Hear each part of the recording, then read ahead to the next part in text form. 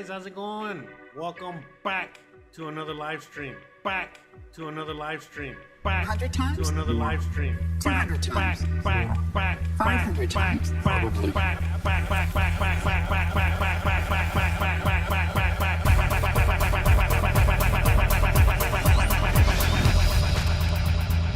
Who is Jose Arteaga? Jose Arteaga is a YouTube content creator with several channels focusing on different themes. I can't do it. We'll do it live. We'll do it live! Thing sucks! His main channels include travel vlogs and lifestyle content. On his travel channel, Jose Arteaga Travels. You ain't got the answers, man. You ain't got the answers. Additionally, he runs a cooking channel and engages in other personal projects that highlight his diverse interests and expertise. Projects and expertise. Projects and expertise. Projects, project, projects, project, projects, project, projects, project, projects, project, projects, project, projects, project, projects,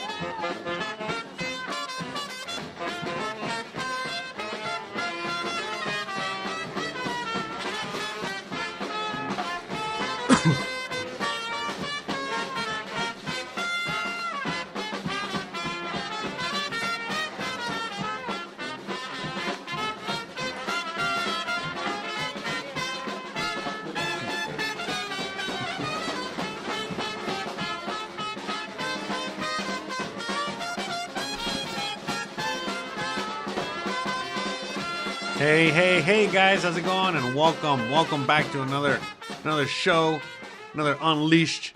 Today, we're getting unleashed in the streets of New Orleans. You already know. It's Mardi Gras. And it's not Mardi Gras today, it's not Mardi Gras right now, but it's Mardi Gras in a few days. It's gonna be on Tuesday. And so again, I figured you definitely gotta, if I'm gonna be talking about this, I'm gonna talk about it today as opposed to wait after the fact, when you're hungover from Mardi Gras. You gotta do it beforehand. But anyways, yeah, I don't know. How many of you guys out there in the audience, how many of you guys have been to Mardi Gras? Anyone? Bueller. But anyways, who out there has been to Mardi Gras? I've only been to Mardi Gras once, and my gosh, what an experience. What a time. That's what we're going to be talking about today in today's live stream. Yeah, again, I don't know how many of you guys have ever been to New Orleans, how many of you guys have actually been to Mardi Gras, experienced it. Maybe some of you guys, again, if in the audience, if any of you have ever been there, experienced it, it'd be awesome to hear, what you guys have to say about that. But, for me, born and raised in Miami, in Florida, the reality is that, again, Miami is also a party town. Also, people drinking on the streets and walking on the streets and having fun and doing all kinds of crazy stuff. So, I'm already, kind of used to that. And New Orleans isn't that far away. It is kind of far away, but not crazy far away. Hopefully Gizmo isn't too loud out there. Not sure what he's barking at. Yeah, maybe he wants to. Maybe he's just, also singing. The Saints come marching in, and he also wants to enjoy, the show and the festivities. But anywho's, for those of you guys out there that have not been to Mardi Gras, man, what an experience! But look, before I get into what I was saying is that, yeah, when I lived in Miami, born and raised out there in Miami. Hold on a second. Hold on. Let me see what Gizmo's barking at. Must be something.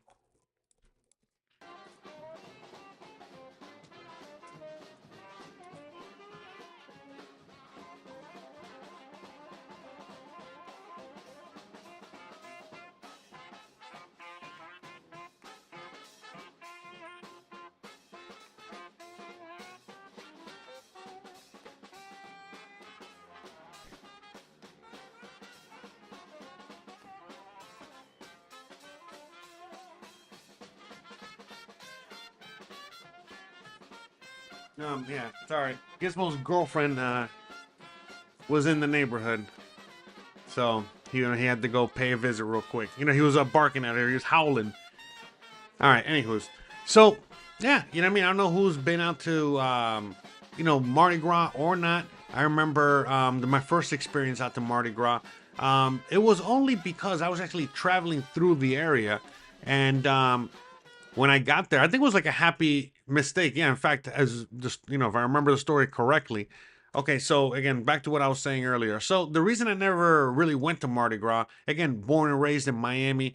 Obviously we had friends. Many people would go to Mardi Gras. From Miami, they would take like a road trip, go out there, have the fun, enjoy. But to me, I mean, being in big crowds like that, I was definitely used to it. You can be in big crowds like that from anywhere from like Disney, all right, to Universal Studios, what have you, depending on the event.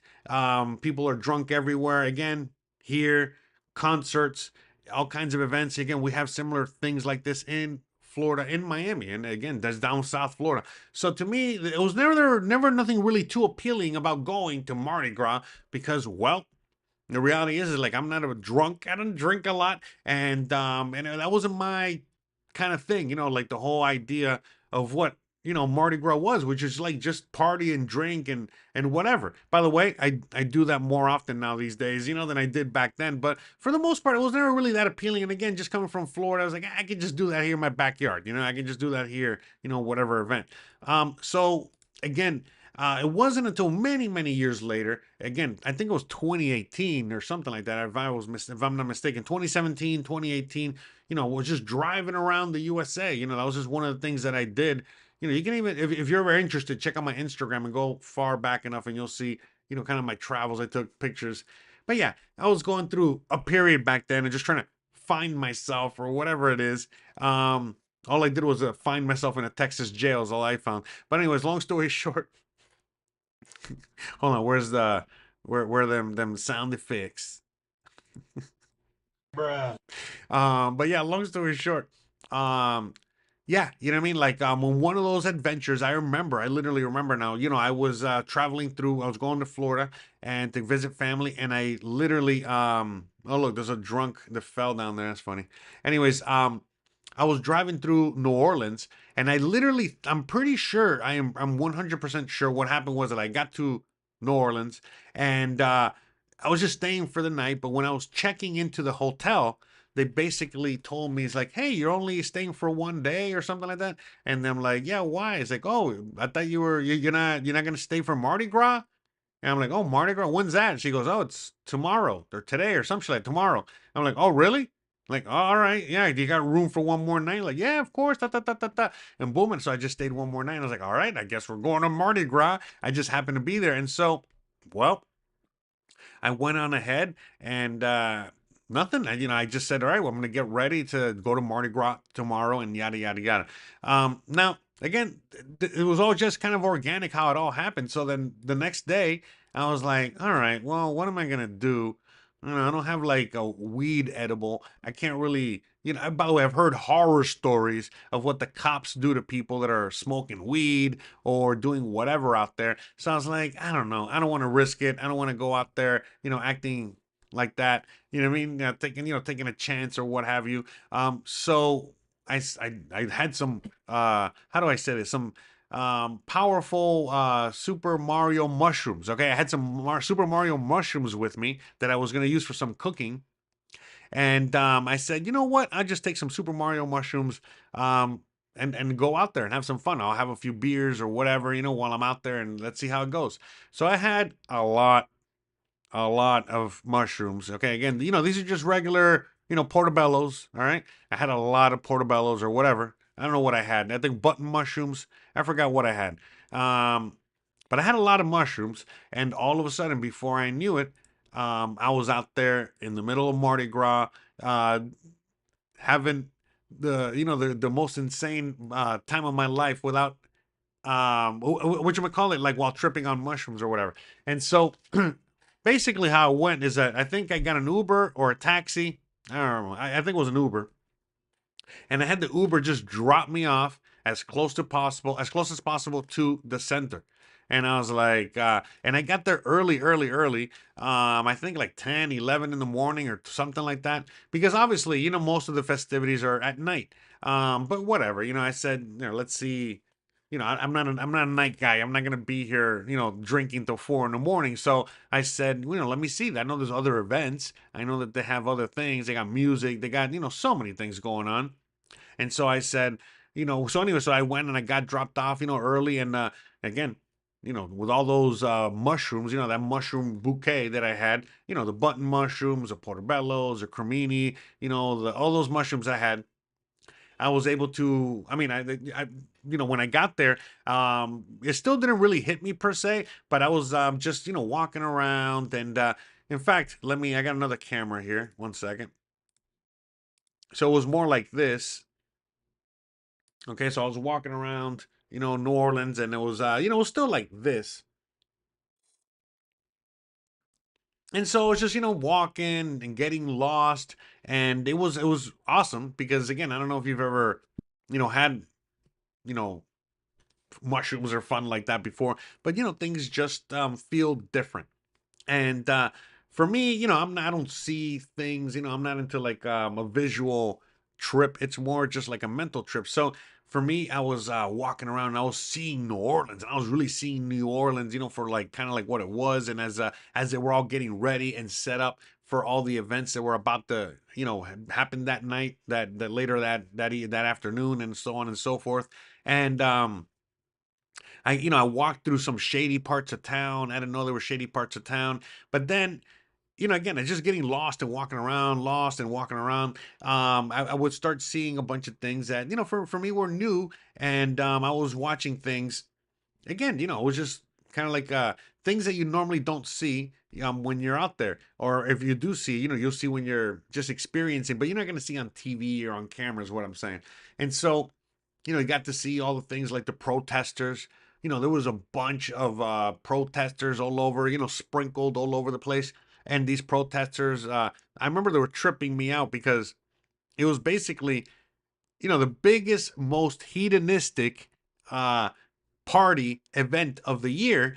And you had all these religious people out there basically saying, you're all going to go to hell, you're all sinning, you're all whatever, but like super hardcore, kind of like religious stuff. You know what I mean? Like how you would see it way back in the day.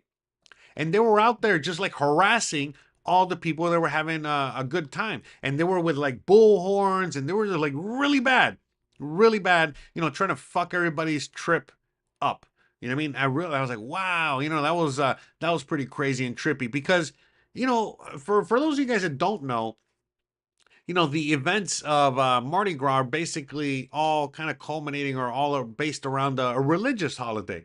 In fact, out here in Mexico, last year we went to a pueblo, and we went to, celebrate Carnival over there. Right now, next week in Brazil, that's when they have Carnival. You know, that very famous Carnival that they have. So depending on the part of the country that you're in, the part of the world that you're in, depends on how you're gonna celebrate. Mardi Gras. It's not Mardi Gras. It's again like Ash Tuesday. All those. Is it Easter? No, it's not Easter, is it? Well, whatever. Anyways, all those kind of like religious holidays, religious slash pagan holidays or whatever. They're all kind of like celebrated, around this time, and then today. I mean, it's not today. On Tuesday, which is the Mardi Gras or Carnival, is the party of parties. And but again, they're very similar. If you see like the Carnival in New Orleans and the Carnival in other parts of other parts of the world, and how they celebrate that and how they celebrate Mardi Gras, it's very, very, very similar. But I digress.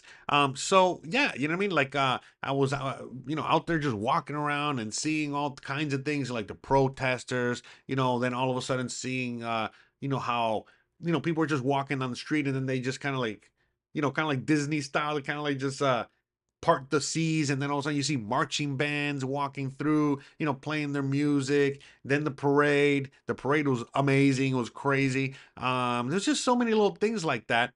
And again, as you're walking around and seeing the whole thing, and from those eyes, it was really, really, really interesting. But yeah, for me, and never in a million years, I would be one of those people that like, hey, I'm gonna go to New Orleans, I'm gonna go to the Mardi Gras. I just happened to, find myself out there. It was a very happy accident, and I'm glad that I experienced it. Now, would I go out there and do that again? Probably not. Would I go to New Orleans again? Probably not. But why? Why would I not go there? Well, simply because, at least for me, as a Floridian, again, coming from South Florida, I could just get that same experience or better, that honestly, in Florida.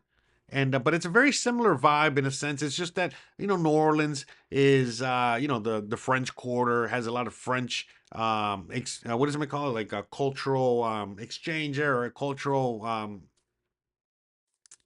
what call it? Influence.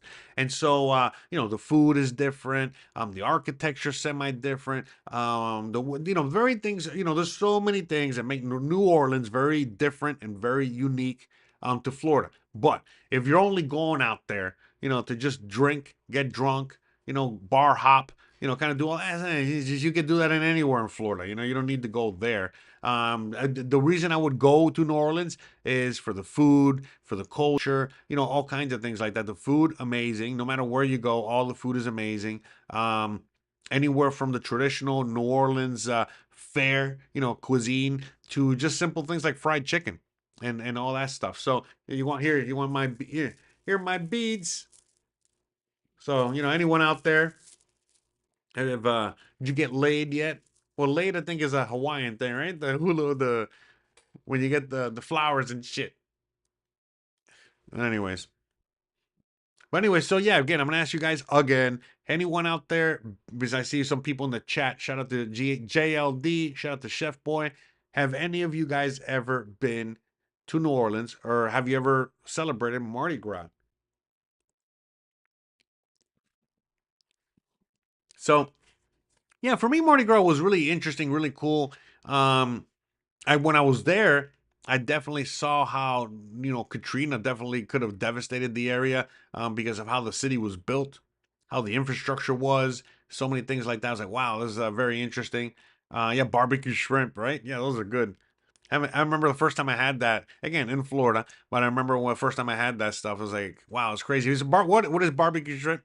Basically, shrimp wrapped in bacon, I think fried, right? And then barbecue sauce. Good shit.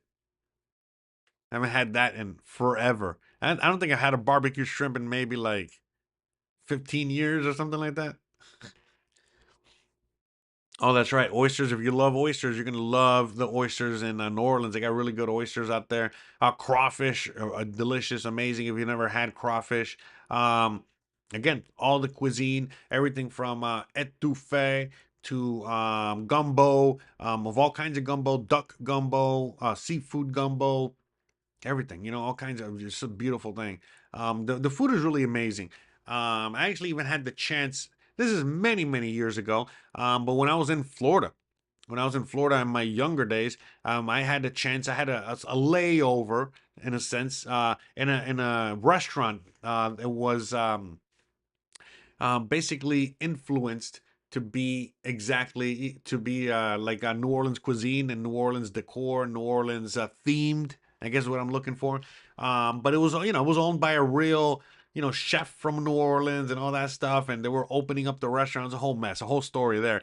But yeah, long story short, I worked in one of those, and I remember I learned how to make proper roux, to make your proper gumbo, and to make all the dishes, and yeah, really good food. So that's where I really got. That's where I got to learn, about New Orleans cuisine, and I really got to have it. I mean, shit, I learned how to cook it. But then eventually, when I went to, New Orleans, when I stopped over there for the for this trip here, oh man, I definitely pigged out on everything. All right, so that's what I was doing. I was eating more of everything else. So yeah, I was just eating, anything and everything I could find, and a lot of really good food there. Jazz Fest is the go-to over Mardi Gras. Okay, there you go. See, something like Jazz Fest would be something a lot more, that would be something I would be a lot more interested in than Mardi Gras. Something like a Jazz Fest. Yeah, that's awesome. Okay. JLD says he has not been to Mardi Gras, but he's been to New Orleans a few times, mostly during cross-country road trips. Yeah, that's another thing too. When you're driving through Louisiana and going through the whole area, man, it's very different from the rest of the country. That's for sure. Chicory coffee. I don't know chicory. Um, awesome, awesome. But yeah, I would be definitely more interested in something like a jazz fest, over the whole Mardi Gras thing. Now, again, I was very happy that at the very least, I got to experience Mardi Gras for the first time for at least once in my life. So I've done a lot of things like that, at least experience once in your life. And so I was very glad that again, it was a very happy accident, right? What are the chances that I got to, when I was driving through there and I stopped and it was actually Mardi Gras, and I got to experience it. And so yeah, so like I said, I was just tripping balls, on all kinds of button mushrooms and other store bought mushrooms. And it was wow, it was what an interesting thing. Because I got to really have fun and really enjoy it and really have the energy, right? To just walk for the whole day and then some. But yeah, long story short, as the night was approaching, I mean, I don't know, after night times, after the parades, after many of those things, and I think, I don't know, like 8, 9, 10 o'clock at night, something like that, is eventually when I found my way back to the hotel and called it a night. Yeah, but yeah, as things, were really getting, heated up, as people were starting to show up and things like that, that's when I took my opportunity to get the hell out of there. Because, like, again, to me, it was great to see all the build up, to get to, this point. And that's it. You know what I mean? Like, I wasn't too interested in really experiencing this. You see people drunk there, passed out. You see all kinds of shit all over the place already. It's like, anywho's. So, is weeds legal there? Shrooms legal there now?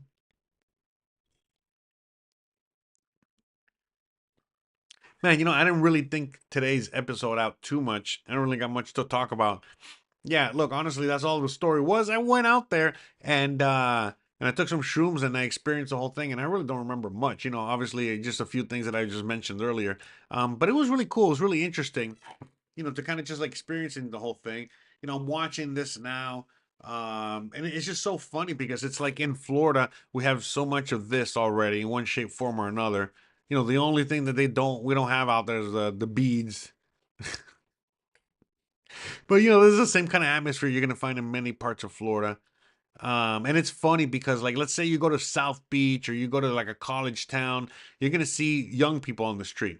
But then you go to other parts of Florida, where there's more old money or just older people, and then you're gonna see just the same thing but with old people. Just a bunch of old people everywhere. Again, just the same thing right now, but just old people. Or just a bunch of black people, for whatever. Maybe it might be a festival or some sort of other thing, but yeah, like, it's kind of crazy to see, like, in New Orleans, what it is just everybody, everybody's mixed in together. Yeah, Fantasy Fest, super gay. But yeah, is Fantasy Fest during Mardi Gras?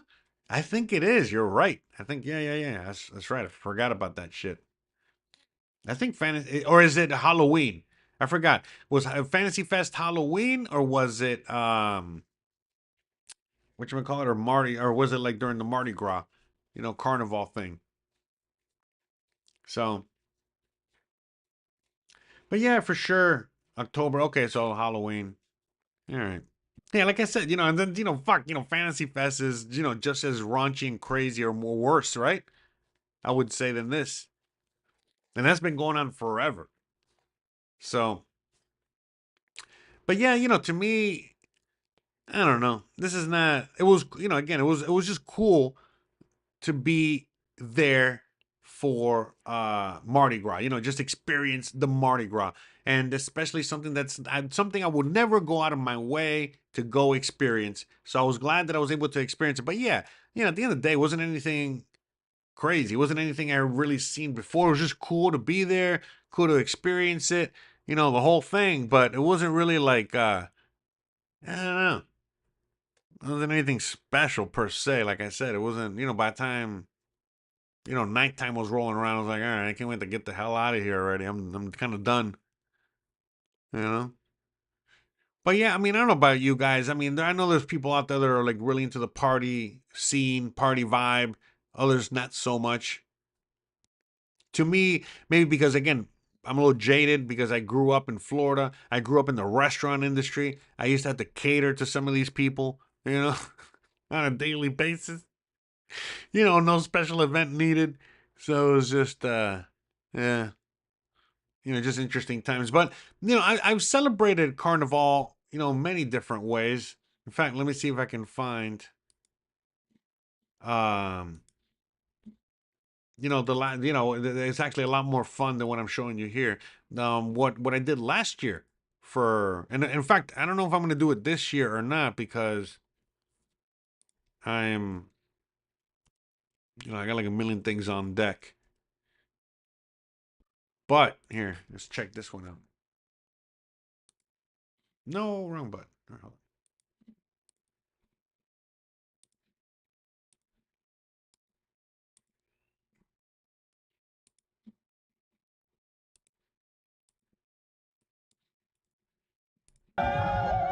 And that was last year here in Mexico.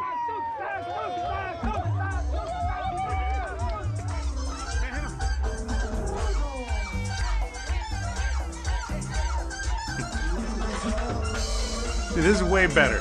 I would rather, experience this than Mardi Gras.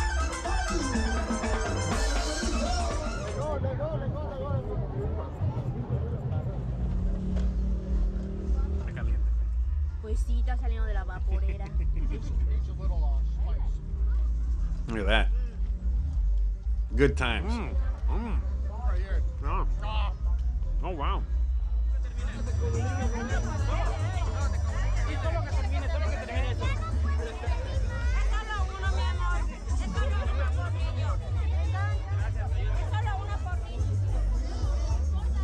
Yeah. So yeah, this is how they celebrate it out here. You see? The parade, same old thing. Yeah.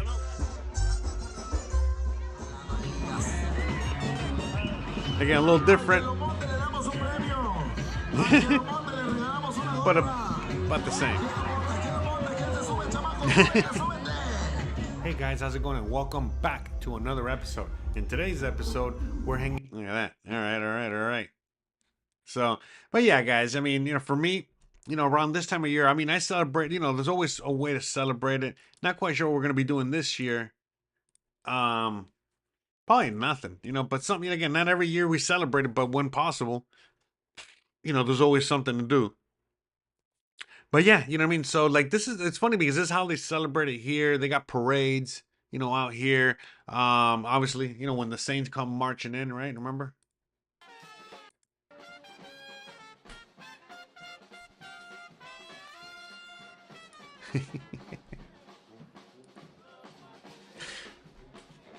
All right.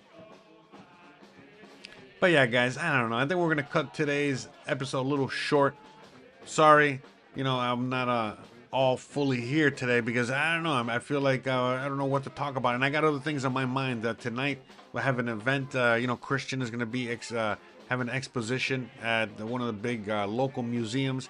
We got a lot to still get ready and go out there and head out to do that. And yeah, just a lot of things on deck. And then today, kind of like I was trying to, like, I'll be honest, I was, I guess, trying to mail it in, and I figured, oh, I know, I could probably talk about this for an hour. I usually talk about story time for an hour, but man, I realized, yeah, I don't remember much, except the fact that, we had a lot of fun. You know how they say, when you have a lot of fun, usually you don't remember, right? In fact, I'm still surprised how I even made my way back to the hotel. But hey, it is what it is. And how many years ago was that? It was 5, 6, 7, like maybe 7 years ago, I guess. 7, 8 years ago when I was at Mardi Gras. And it's exactly the same. It's never changed. But yeah, I don't miss any of that. It's just interesting, just kind of, seeing it all kind of. I remember it was like when I was walking around and just kind of like experiencing the whole thing. I was like, man, this is not, I don't know, this is not that great. You know what I mean? Like, I'd rather be like at anywhere, I don't know. There's just so many other events that were better. And so, yeah, it was cool that I got to experience it. At least I got to experience it and realize I wasn't really missing much. But other than that, nothing too crazy. But anyways, guys, all right, we're going to get out of here. I'm going to cut it short today. I know sometimes I go extra long, but you know what? Today we're going to go extra short. I don't know what else to say. I don't know what else to talk about here. I don't have anything else on deck to talk about. And like I said, I got things to do. And I really, really appreciate you guys, and I love you guys. Look, next week, I promise, all right, I'll make up for it, and we'll go extra long. In fact, we're also going to go on a little later, all right, because I got things I got to do early in the morning, so we're going to have to bump everything back a little bit more. But we're going to have, something else, all right? We're going to have, we're going to go and have a topic to talk about for an hour and a half at the very least to make up for the half hour. I was short on you guys today, and hopefully, something, will pop up, newsworthy enough for me to talk about. Otherwise, I'm going to have to go deep in my notes and see what other stories or I can dig up. But yeah, like I said, I really don't remember. Let me see. Chef Boy says, I can smell the barf and piss from the video. Yeah, the barf, the piss, the stale beer, the bar flies. Oh, the stale. Oh, geez. Yeah, no, yeah. Some of these bars, really old, wood, and that smell. I don't miss that smell. It's like that smells like ingrained in my brain, from so many years of working in so many places like that. But yeah. I mean, I guess I can talk a little bit about when I used to work, some of these places. But yeah, that shit is what jaded me a lot too, because like when I first started getting into the restaurant industry, I was a like what's it, like a waiter. I was a bus boy. I was a waiter. I eventually made my way into the bar. I was a bartender. I was a bar back, a bartender, and I did all that shit. And man, that shit jaded me so much. Seeing all these drunks and just again serving basically poison all the time, and it was just so eventually I made my way towards the kitchen. So I guess that's why, man. Like I always have like a kind of like a weird relationship with all this because it's I was working behind the scenes for so long, and yeah, I don't know. But yeah, long story short, yeah, exactly. Mardi Gras is amateur night, 100%.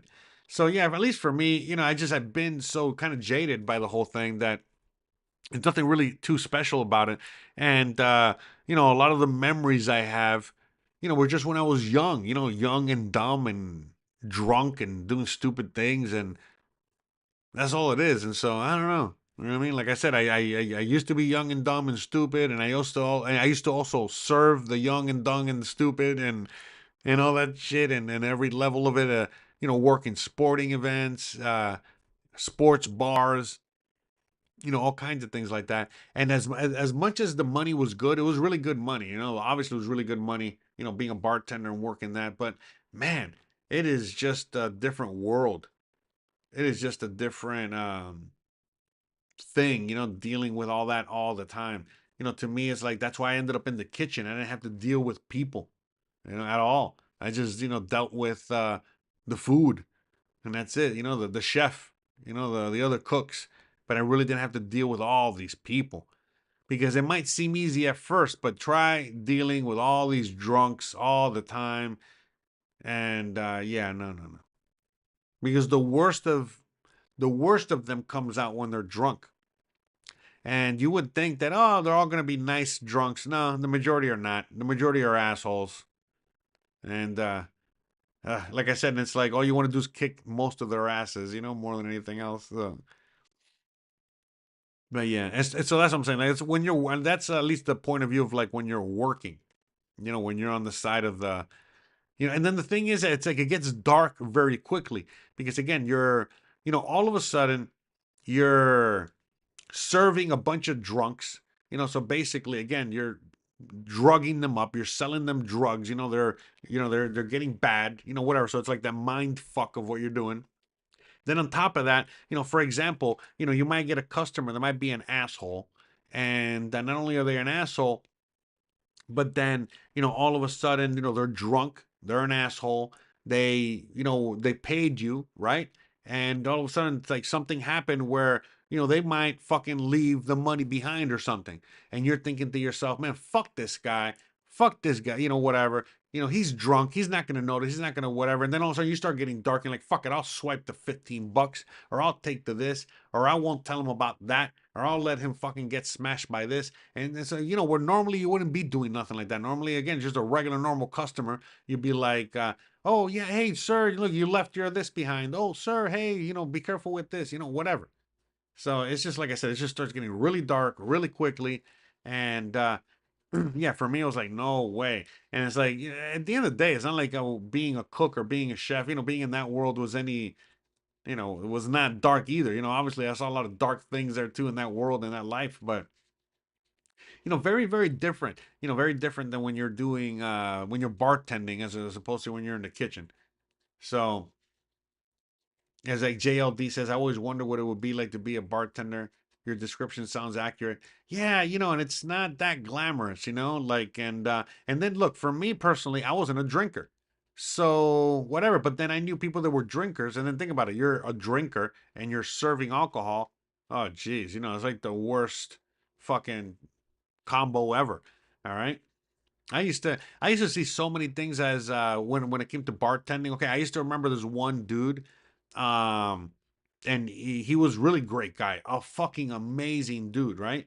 And basically, he used to come in, and like when when like again you're entering a shift, like, again, as a bartender, or entering a shift as let's say you're working in a clothing store or whatever the fuck, and you get your register for the day, your register for the shift. So anyways, long story short, the guy would get the register for the day, and then basically he would get that register, and then he would put it away, and then he would go into his bag, and he would bring out his own register, and then that's what he would use the whole fucking night. So basically, yeah, long story short, yeah, that, so much fraud, so much drunks doing drunk things, so many bad accidents, everything, just so many fucking things. I was like, man, after a while I was like, holy shit. So yeah, I don't know. But when you're in the kitchen, you just hear about some of these stories. You're not just there all the time dealing with this shit all the time.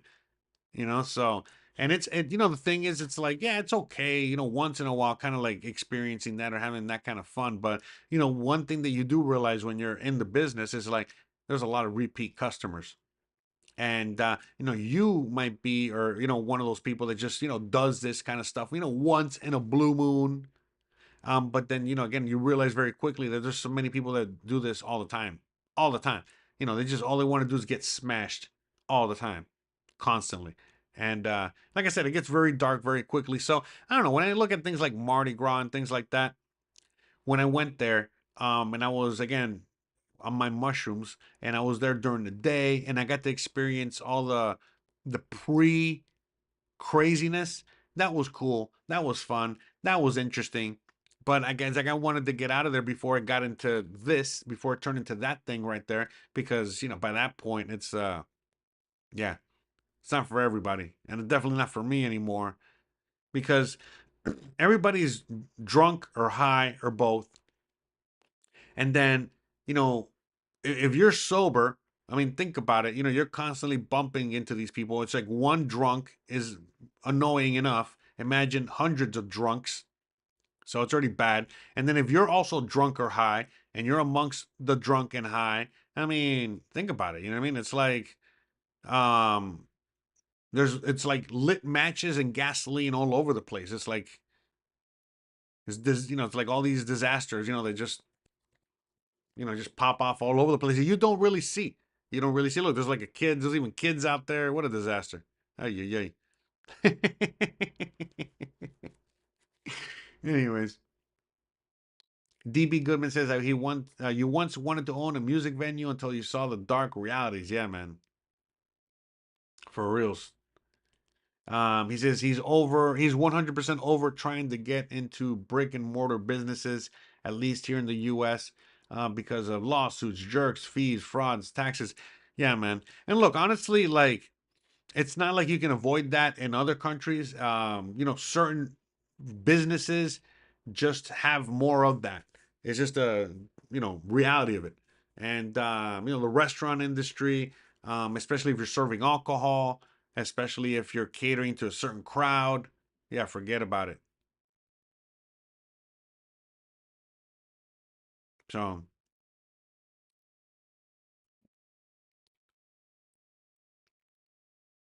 JLD says that's why car insurance in Las Vegas is the highest in the country. Everyone is either drunk, high, or foreign. Yeah, Florida also has, some of the highest because of that and also fraud. Tons of fraud. Yeah, crazy. But yeah, the thing is, it's like, this, in fact, this is a great episode because this is, in the sense of like, yeah, I'm sorry I didn't even think about this before I started talking about all this. I'm always trying to keep it lighthearted. But, the reality is that it did the show did take a little bit of a dark turn, and because that's really the reality of what a lot of this stuff is. And for me, being in the industry, in the restaurant industry, this is part of the darkness. This is part of the dark stuff that it's just part of the show. It's just part of the deal. It is what it is. Now you're not going to see it all the time. You're not going to see it everywhere. Again, if you're front of the house, aka if you're like a bartender, your server, if you're dealing with these people directly, that's one side of it. You get to really see the darkness. But in the back, like for example, a lot of times, like in certain places like this, let's say you're dealing with one of these customers as a waiter, as a bartender, and they want drugs. You got to get those drugs. And where do you usually get those drugs? You get them in the kitchen. Or you get them from some other, person that's working, right there as a waiter, as another bartender, as a whatever.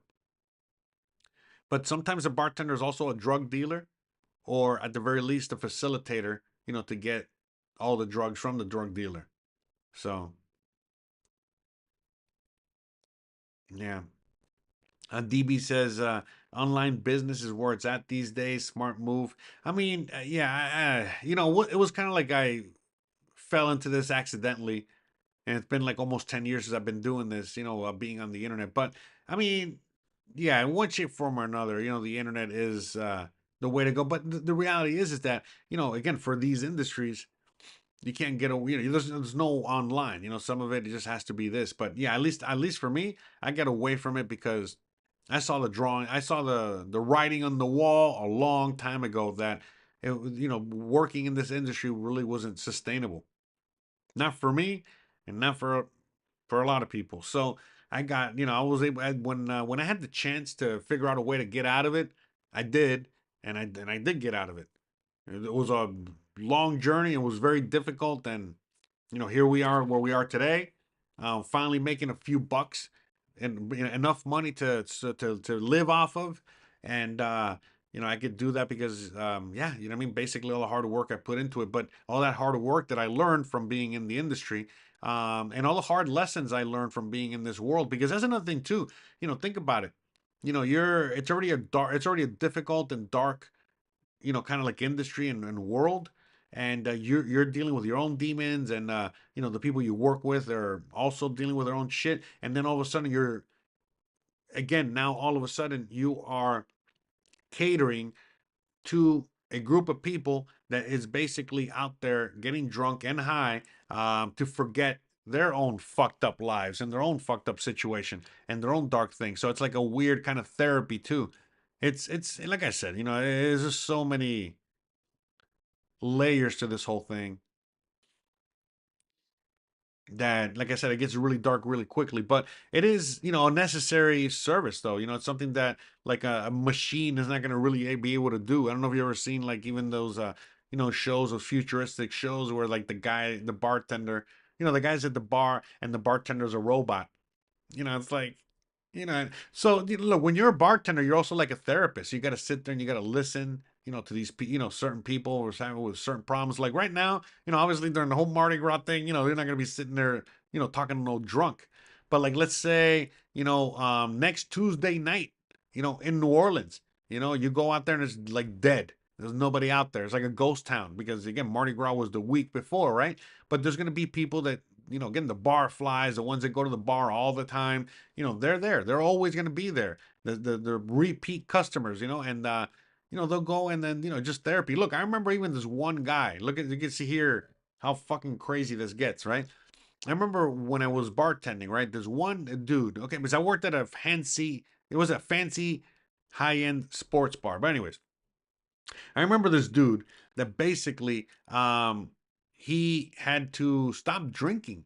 Okay, he had to stop drinking because of a liver problem. Okay, and he would still go to the bar religiously every fucking day, and he would just sit there, with his buddies, and while they were all drinking alcohol, getting drunk, he was just drinking like Diet Coke or some shit like that. Like or water, or I don't know what the fuck he would drink. I forgot. But yeah, I mean, like I said, it's like you see all kinds of dark shit. Again, you see all these, guys that, they come in as, they come in, after work and they're, I don't know, the way that they look and present themselves is like they're these indestructible people that, that are at the top of their game.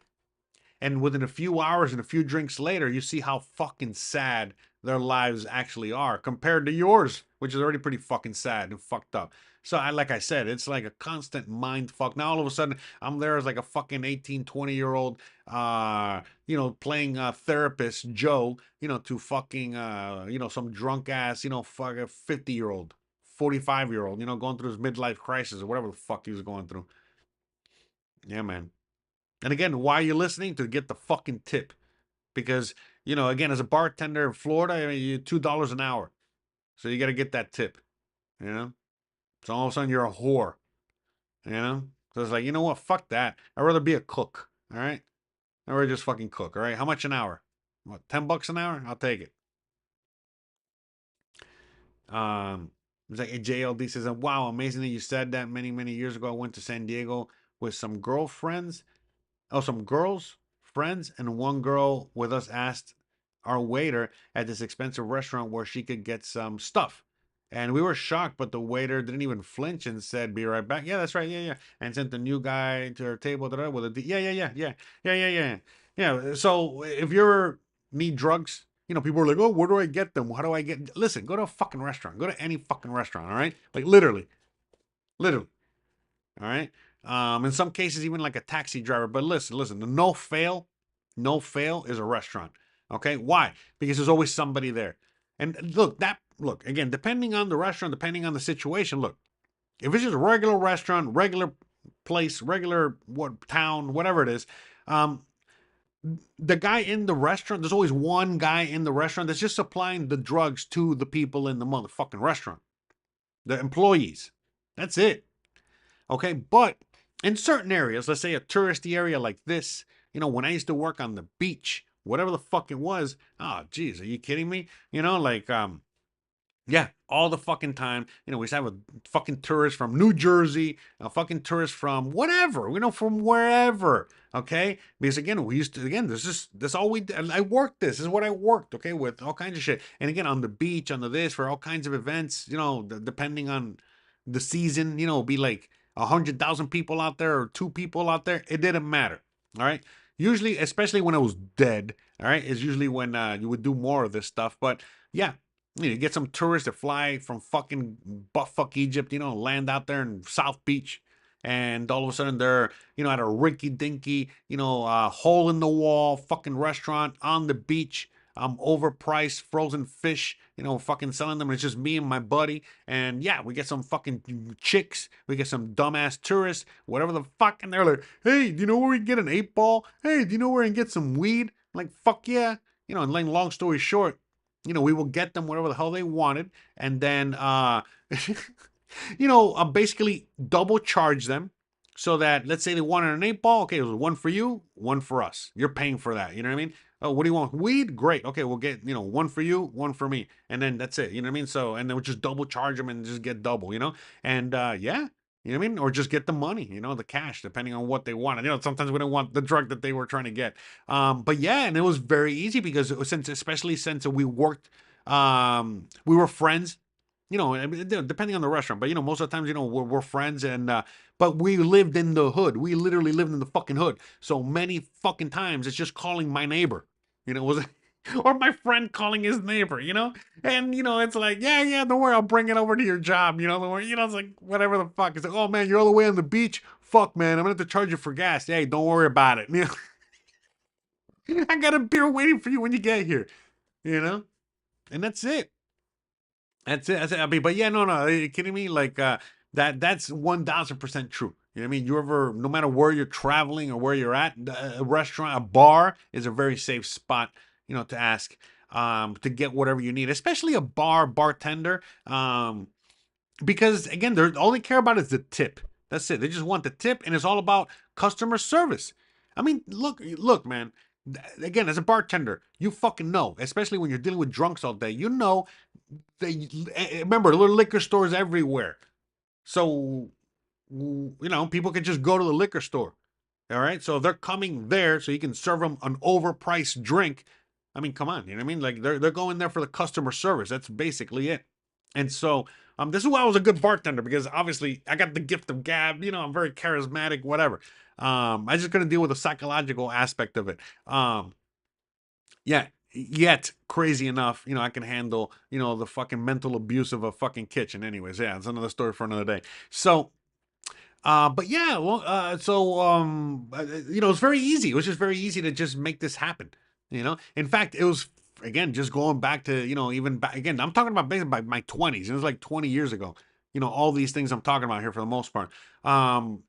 So yeah, you know what I mean? Like, even many times, you know what I mean? Like, let's say that me or my boy needed something and we just didn't have the hookup. We didn't know, we couldn't get the guy. We just couldn't get it. Sometimes you just couldn't get it. Listen, we knew of certain bars, certain, hole in the walls, what is it, dive bars, whatever the hell. We would go to those fucking places and we would get it. We get it. Whatever the fuck it was, we would get it.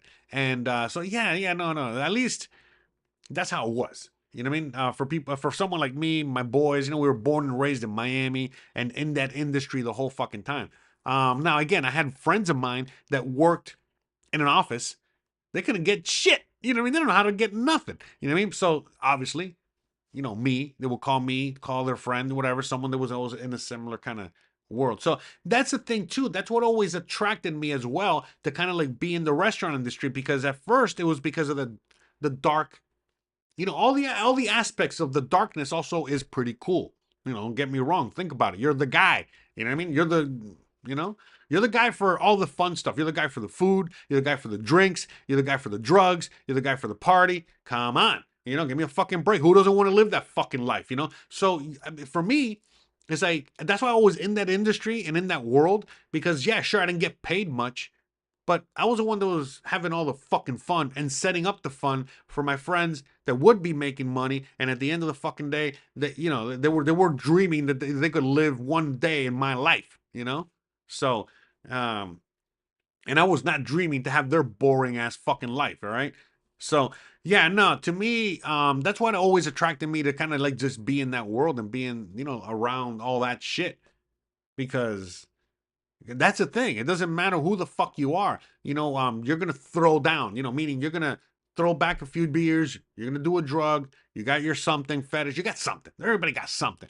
And so I wanted to be in that world. I don't want to be the guy that was always like most people are. They're always like hiding their thing, or they can only do their thing. No, no, no. Listen, you know, I was the Dr. Feelgood, the bringer of joy, the bringer of fun. And like I said, at the end of the day, I figured, in my younger days, I was involved, more in the super dark, heavy stuff. But then as I got older, and I got into the food, I was like, oh, well, wait a minute. Food is a drug as well. You know what I mean? So like, that's why I just focused on all the food and just did food. You know what I mean? But basically that was like, my thing. Obviously still around all that, but it was, it was a lot better. It was kind of like, it was a similar reaction is what I'm saying. You know what I mean? To food, to, other stuff. So yeah, that's right. Cocaine is one hell of a fucking drug. I'll tell you that. Um, Pirate says I used to hang out with service workers when I lived in DC. It's crazy how they literally run on cocaine. Oh yeah, yeah. Look, okay. So fun fact: the job that I had at the New Orleans restaurant, sorry, at the New Orleans themed restaurant in Miami many moons ago. The only way I was, because we were opening up a restaurant, so I mean, I was fucking sleeping there sometimes. I was working like 18-hour days or whatever. But anyways, I was running on pure cocaine, Red Bull, and Cuban coffee. That's it. Okay? And weed, always weed. So yeah, those four fucking things. And food, sometimes food. Food was not, again, when you're doing cocaine, you're not really eating a lot. It's funny, I've seen really fat guys that do cocaine, and that's also pretty hilarious. But no, for me, obviously, the side effect of cocaine is you're not hungry, so I would eat sparingly. But long story short, I wasn't doing it for long. It was only for like a few months I was there. But holy crap, you know what I mean? Yeah, you know what I mean? During that one particular job, yes. But normally it would just be Red Bulls, coffee, you know, things like that. But yeah, that one job, man, for sure, 100%, and we all everything. Um, but yeah, how funny that it was at the New Orleans themed, and it was crazy too because the chef was a fucking drunk, an alcoholic, and the only one that could fucking handle him was me. It was fucking hilarious. I was kind of weird too because we were opening up a place, all right? It was a big place, okay? And like no joke, like a big fucking multi fucking $1 million play, like fucking crazy. And I was just like kind of like a mid-level cook, kind of guy, mid-level cook chef, because I had a bunch of chefs there. So I was like a mid-level dude. But before I knew it, I made my way to the top because I was the only one that could fucking really do the fucking work. Everybody there was like, the chef, the whatever. But I was like, I was one of the only animals, and let alone, again, Red Bull, cocaine, fucking coffee. Forget about it. You know what I mean? Coffee was whatever. It was just to get the flavor of coffee in my mouth, whatever. But and I used to smoke cigarettes back then. Oh my god, bro! I used to fucking like 2-3 packs a day. Camels, filtered. I started with unfiltered, but by then I was already smoking. I was fucking already coughing up black shit. All right, that's how much I smoked. Okay, in my early 30s. Anywho's, but yeah, no, yeah, early 30s or late 20s, I think. But yeah, fucking nuts. Shout out to Henry with a $2 super chat. Thank you very much. Thank you. What is my favorite bar in the States and in Mexico? I'm not a bar guy. I'm none. Oh, you know what? In Merida, Eladios. Eladios. Okay, why? Because you go there, you have a couple drinks, and they feed you for free. So Eladios here. But in the USA, I don't know. Buffalo Wild Wings. I don't fucking know. Chili's. Anyways, whatever. Anyways, fat guy in a little coat. That's right. Fat guys and cocaine should not mix. I call it the Chris Farley rule. Belushi speedball death. Yeah, that's right. Yeah, man. A lot of fat guys cannot handle the cocaine. It's not good on the heart. But yeah, I was fat as fuck back then too, by the way. But that helped me lose some weight for a period of time. But yeah, you know what I mean? That's what I was running on to, do that restaurant. Oh, yeah, the chef. But yeah, long story short, I was the only one that could fucking handle him. You know why? Because I was already used to working a bunch of restaurants, a bunch of other jobs. Remember, where I used to be the fucking bartender to people like that you're looking on screen right now. And I used to have to be sometimes a fucking bouncer. And I was fucking always pissed off and aggressive. I mean, I'm a nice guy now. I mean, a lot of people say I'm a fucking asshole now. Man, people have no idea. Anyway, so... Oh, back then I was really bad, really bad. And I always had a fucking chip on my shoulder. I was always looking for a fight to, kick somebody's ass and whatever. So like, well, anyways, even when I was working in the kitchen, okay, half the fucking time, you know what I mean? The bartenders already fucking knew they had a problem. All I had to do was call my ass, all right, and I would take care of it very easily, very quick. Not fighting. I'm not a fighter or anything like that. But it's just, I mean, come on, it's very easy to deal with drunks, especially when you're really angry and you're big. So, what was I getting at? Oh yeah. So I was already used to dealing with drunks, and the chef, he was a small guy. He wasn't like a huge guy or anything like that. But I used to work with guys who were way bigger, and they were all scared of him, the whole fucking thing. And I used to be able to handle him because, like, I used to know how to handle drunks, and I wasn't yelling at him or anything like that. No disrespect, no nothing else. I just, there's a way to talk to them. There's a way to, And again, I was already used to all that shit. But anyways, long story short, yeah, you know what I mean. I was able to really get favor with him, and he elevated me very quickly and all this other stuff, but the pay never came. And I was like, well, wait a minute. Yeah, I'm glad you like me. I'm glad everything's going great. I'm glad that blah blah blah, but where's my money you promised me?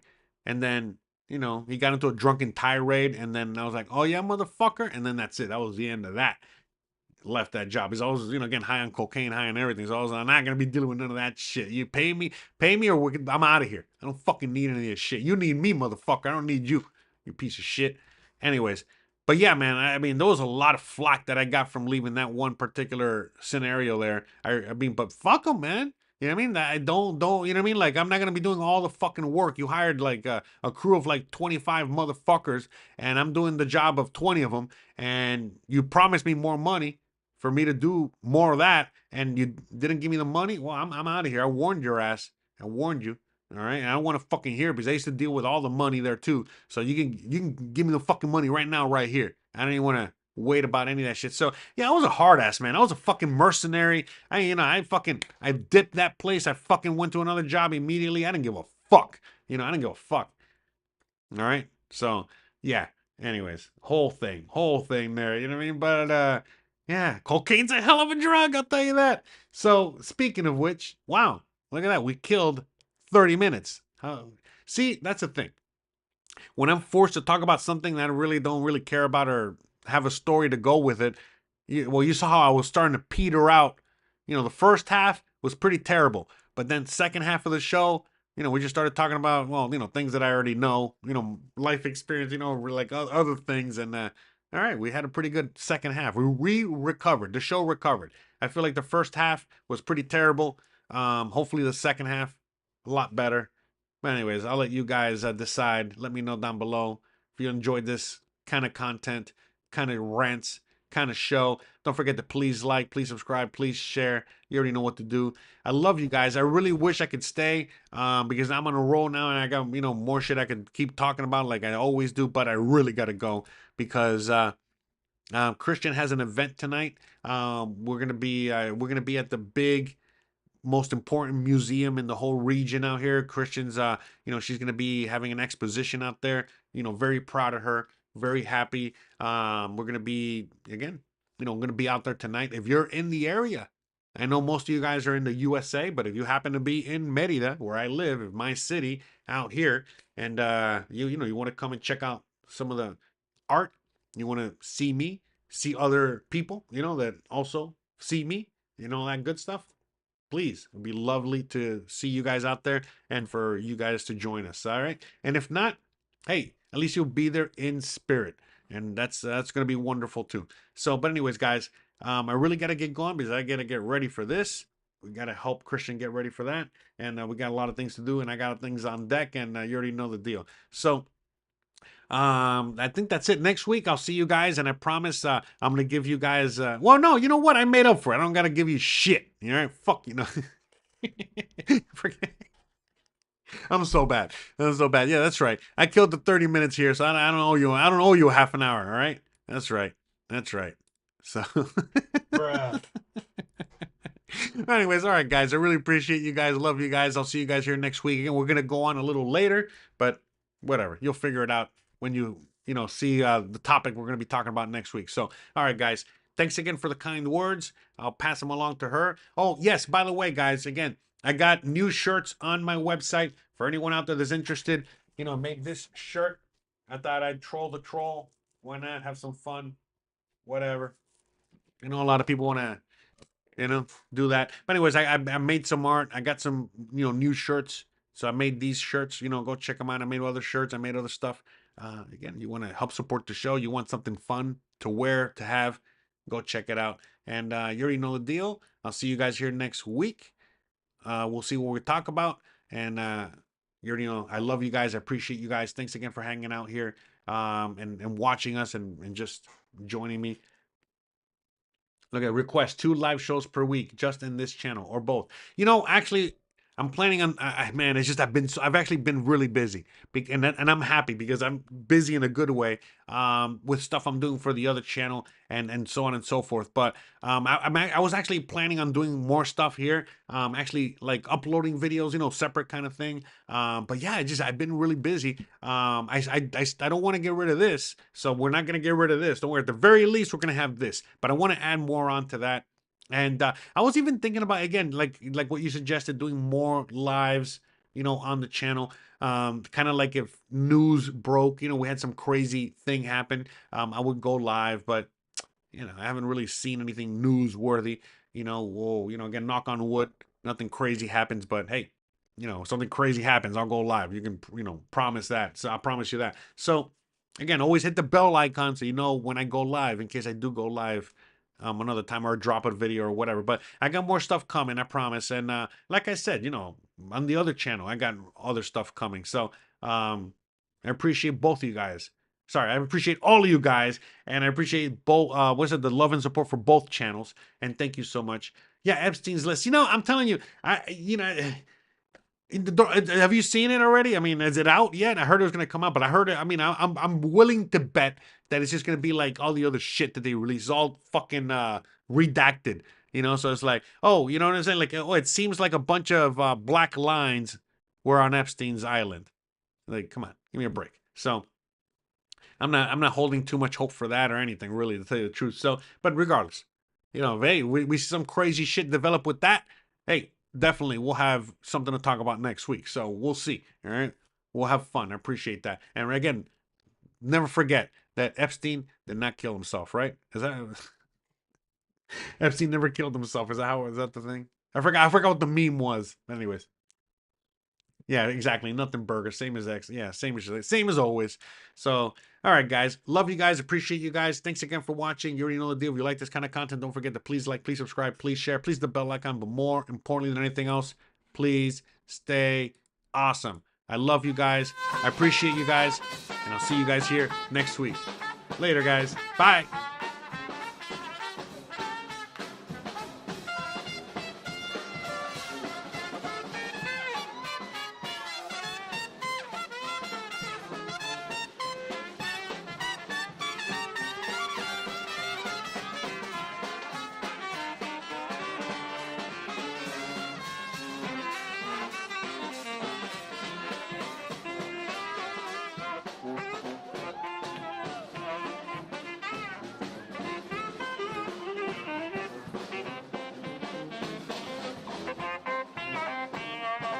Hey guys, how's it going? Welcome back to another live stream. Back to another live stream. Back 100 times? to another live stream. 200 times? Back. 500 times? Probably.